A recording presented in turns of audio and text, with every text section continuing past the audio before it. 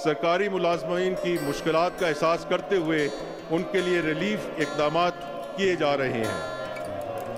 Grade 1 से 16 grade के सरकारी मुलाजमीन की क़ुव्वत ख़रीद बेहतर बनाने के लिए तनख्वाहों में 25% इजाफा किया जा रहा है।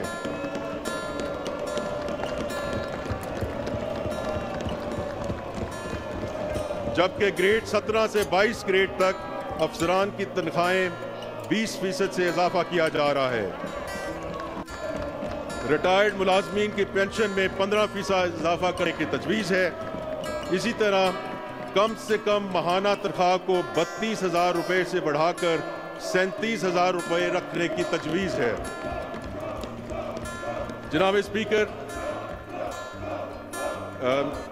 शहबाज शरीफ साहब ने दूसरी बार जब वज़ीर आज़म का मनसब संभाला उसके बाद सहाफ़ियों और मीडिया वर्कर्स के लिए उन्होंने हेल्थ इंश्योरेंस की बहाली का हुक्म फरमाया। मैं आज अपने सहाफ़ी भाइयों को इस स्कीम की बहाली की खुशखबरी सुनाता हूँ।